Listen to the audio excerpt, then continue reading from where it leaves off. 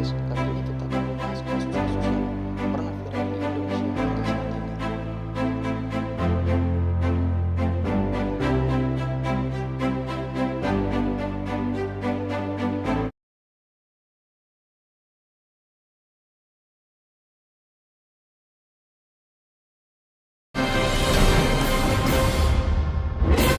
Wayan Mirna Salihin, 29 tahun, tewas setelah meminum es kopi Vietnam yang dicampur cyanida di salah satu kafe di Grand Indonesia pada 6 Januari 2016. Rekan Mirna saat kuliah di Australia, Jessica Wongso, 27 tahun, ditetapkan menjadi tersangka dalam kasus kematian Mirna. Menurut hasil otopsi pihak kepolisian, ditemukan pendarahan pada lambung Mirna disebabkan adanya zat yang bersifat korosif masuk dan merusak mukosa lambung. Belakangan diketahui zat korosif tersebut berasal dari asam cyanida. Cyanida juga ditemukan oleh Puslap Polri di sampel kopi yang diminum oleh Mirna.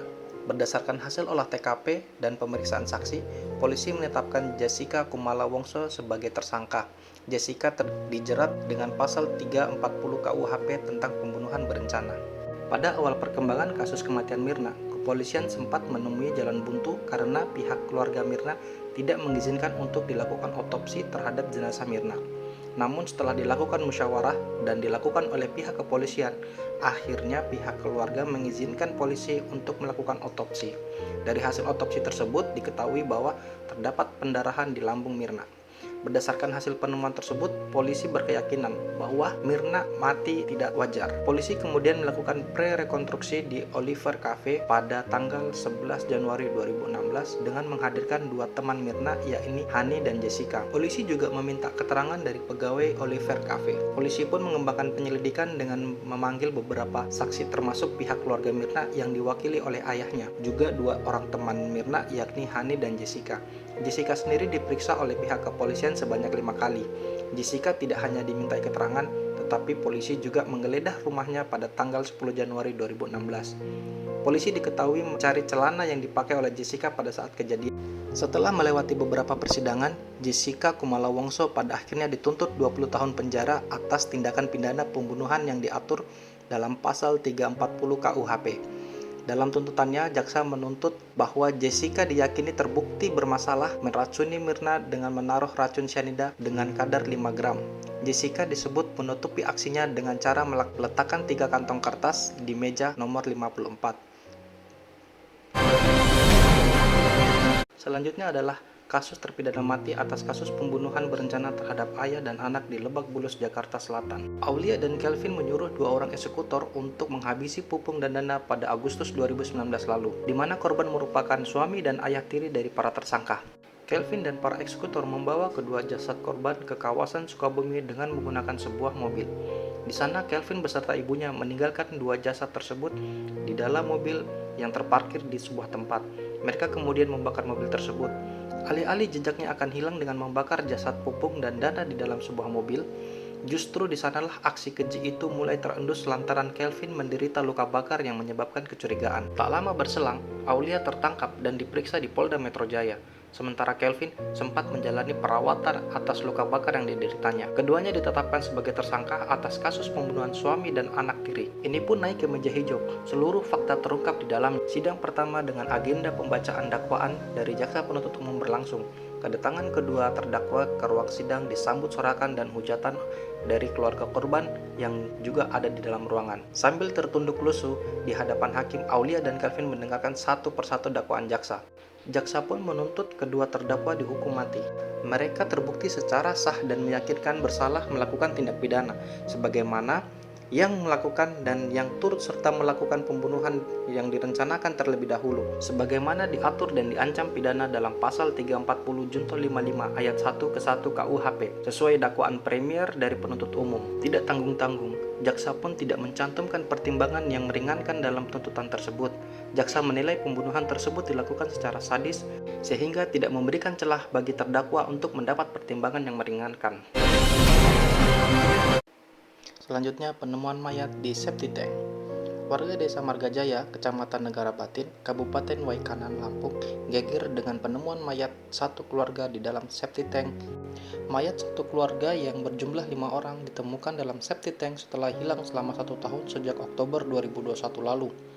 Penemuan mayat satu keluarga dalam septic tank tersebut Mayat satu keluarga yang ditemukan dalam septic tank diduga dibunuh lantaran berebut harta warisan. Polisi telah menangkap 2 terduga pelaku pembunuhan yang merupakan keluarga korban. Sejumlah barang bukti juga disita, yakni 1 barang besi panjang dan 1 unit handphone dan 1 buah kapak. Erwin seorang diri membunuh keempat korban pertama. Ia membunuh 3 korban tersebut dengan kampak dan keponakannya dicekik hingga tewas.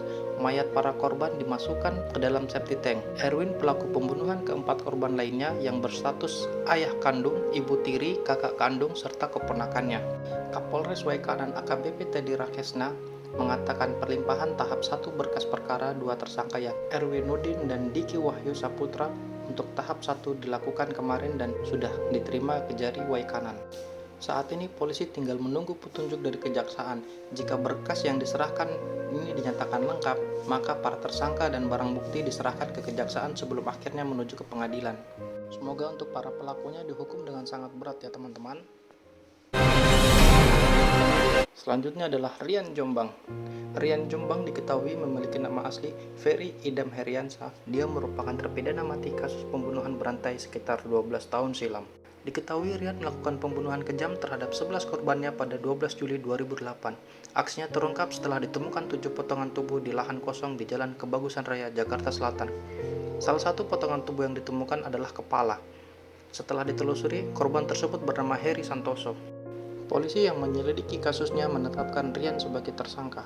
Ia ditangkap di salah satu perumahan di Pesona Kayangan, Depok, Jawa Barat 15 Juli 2008. Rian membunuh Heri di apartemen Margonda Garden Residence, kamar 309, Jalan Margonda Raya, Depok. Rian tega membunuh Heri dan memutilasinya karena cemburu. Dari kasus mutilasi Heri, polisi mengungkapkan ada 10 jasad pembunuhan Rian lainnya yang ditanamnya di belakang rumahnya di Jombang, Jawa Timur. Pelaku pembunuhan berantai tersebut diadili di Pengadilan Negeri Depok dengan hukuman mati pada 6 April 2009. Rian sempat mengajukan banding dan kasasi, tapi majelis hakim bersikeras Rian harus dihukum.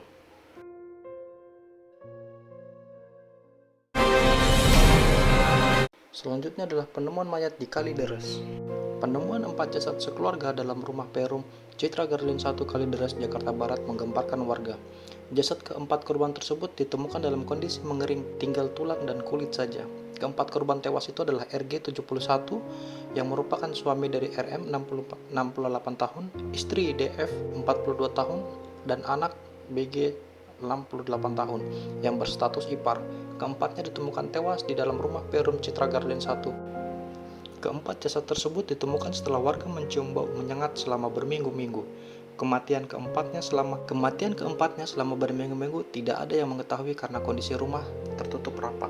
Ketua RT 007 RW 15 Kelurahan Kalideres Asyung mengungkapkan kronologi penemuan mayat tersebut. Jasad keempat korban sekeluarga ini ditemukan setelah warga mengeluh bau menyengat selama berhari-hari. Asyung juga mengatakan petugas PLN yang hendak melakukan pemutusan aliran listrik tersebut mencium bau menyengat dari rumah tersebut. Pada Kamis 10 November, Asyung kembali menerima keluhan warga soal bau menyengat dari dalam rumah tersebut. Asyung akhirnya memutuskan membuka paksa pagar rumah tersebut. Setelah berhasil membuka pintu pagar rumah tersebut, Asyung mencoba melihat ke dalam rumah melalui jendela. Begitu membuka gorden, Asyung terkaget melihat mayat dari dalam rumah. Tak berani membuka pintu, Asyung memutuskan menunggu pihak kepolisian untuk melihat kondisi dalam rumah tersebut.